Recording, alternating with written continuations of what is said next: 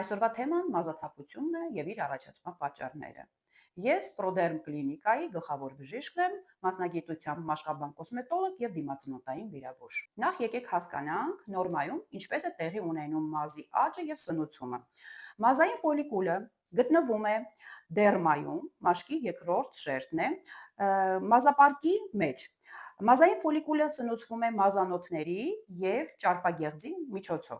Մազանոթների եւ ճարպագեղձի միջոցով ամբողջ սպիտակուցային սնուցումը եւ պաշտպանողական սնուցումը մազի բարձրանում է մաշկի արտաքին շերտում գտնվող մազերի երկայնքով։ Եվ բացի սպիտակուցային կերատինային սնուցումից, մազերը իրենց մեջ պարունակում են մելանին։ Դա գունային բջիջներն է, որը որ ամբողջ երկայնքով մեր մազերին հաղորդում է գույն։ Եվ տարիքի հետ գունային բջիջների պակասից մեր մազերի գույնը պակասում է, այսինքն մեր մազերը դառնում են սպիտակ։ Եկեք հասկանանք մազի աճի ցիկլիկ փոփոխությունները։ Առաջին փուլը դա կատոգեն փուլն է։ Տևում է մի քանի օր։ Կատոգեն փուլում մազապարկում գտնվող մազային ֆոլիկուլը ենթարկվում է վերջնական ատրոֆիայի։ Ատրոֆիայի ենթարկվելուց հետո մազը ինքնաբերաբար թափվում է մազապարկից։ Հաջորդ փուլը կատոգեն փուլն է։ Կատոգեն փուլը տևում է մի քանի ամիս, 3-ից 4 ամիս։ Դա մազի համար հանգստի փուլն է։ Այսինքն նոր մազապարկի մեջ ձևավորվում է մազային նոր ֆոլիկուլ։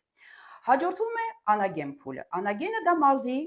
ամենաերկար ընթացող փուլն է, այսինքն ակտիվ փուլն է, որը տևում է 4-ից 5 ամիս։ Նորմայում օրվա ընթացքում մարդու մազերը թափվում են 50-ից 100 հատ։ Շատի դեպքում դա արդեն լուրջ խնդիր է, մազաթափություն է կոչվում։ Մազաթափությունը ունի պատճառներ։ Տարատեսակ են մազաթափության պատճառները, սկսած վիտամինների անբավարար քանակություն, հեմոգլոբուլինի պակաս, վահանաձև գեղձի եւ ընդհանրապես էնդոկրին խնդիրներ, ստրես եւ տարիքային ալոպեցիա։ Նշվածս պատճառներից նաև կարող են խախտվել նաև մեր մազերի գունային բջիջների սինթեզը։ Քանի որ մեր մազապարկում ֆոլիկուլում գտնվում է մելանոցիտար շատ բջիջներ եւ արտադրում են մելանին, որը պատասխանատու է ամբողջ մեր մազի երկայնքով գունային ներդաշնակությանը։ Սնուցման խանգարման հետևանքով գունազրկում են մազեր, այսինքն մելանինը սկսում է քիչ արտադրել կամ ընդհանրապես չարտադրվել։